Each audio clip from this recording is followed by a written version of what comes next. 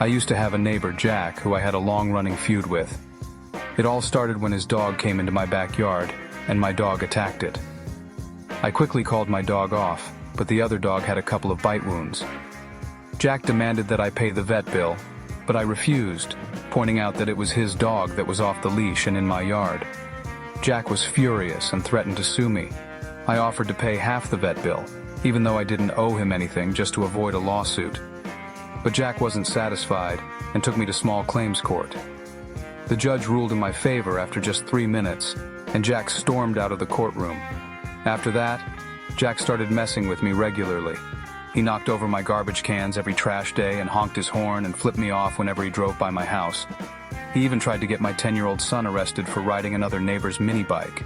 It was all petty stuff, but it added up, and I was growing frustrated and concerned about what Jack might do next. Eventually, we decided to file a restraining order against Jack. He fought it, but eventually we received a letter from his lawyer stating that he would refrain from any contact with me or my family for 2 years. Things settled down after that, but I still wasn't satisfied. I wanted revenge.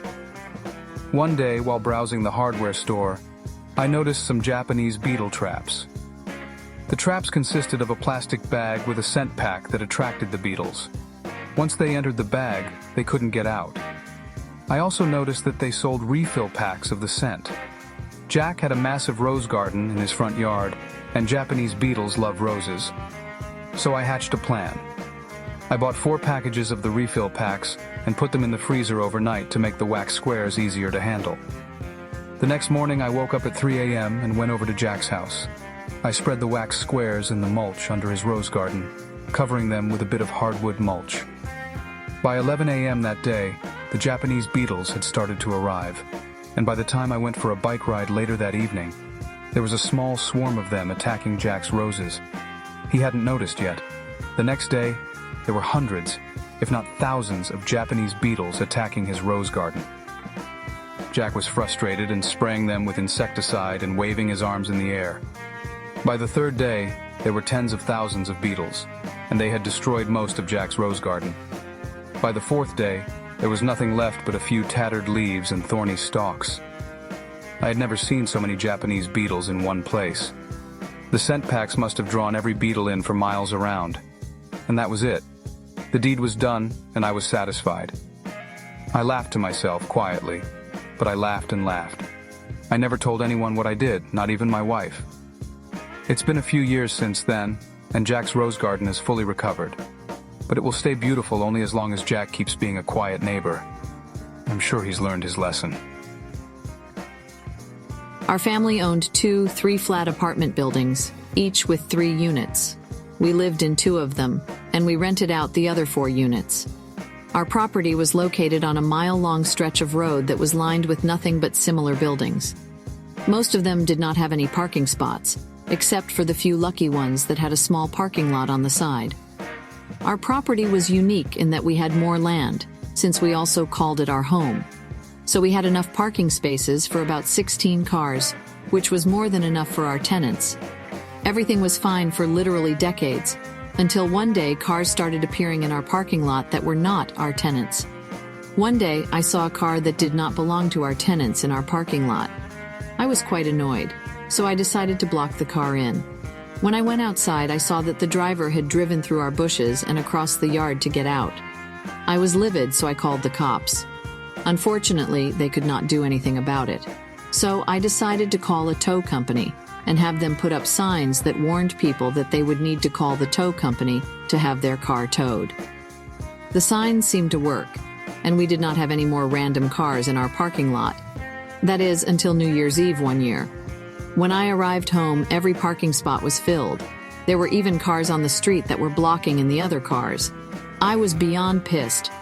I called the tow company, but they could not do anything for a few hours because they were so busy. We lived in the Chicago suburbs, and it was below 0 outside. I had an idea. I dug out the lawn sprinklers and hoses and ran one hose inside to the laundry room faucet to turn on the hot water. This way, the hose and sprinklers would not ice up, but the cars and ground sure did. I set up 3 sprinklers that I moved every half hour or so. I did this for almost 5 hours. By the time I was done, every car, every square inch of the parking lot, and even the street by the cars, was encased in ice. I made it a point to spray ice in the locks, between the window seals and glass, and even in the grills. Once I put away the sprinklers and hoses, I went to bed. At 4 a.m., we were awoken by furious pounding on the doors and non-stop doorbell ringing. We just smiled and called the cops. We waited until they arrived and then went outside. The cops were holding back laughter as we explained the situation.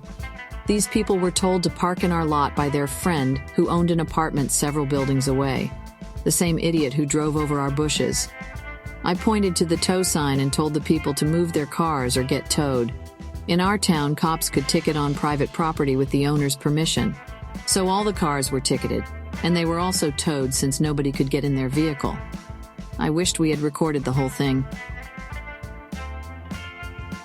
It was a hot summer day when my elderly neighbor asked me for help. Her grandson and his pregnant girlfriend had moved in to help them out.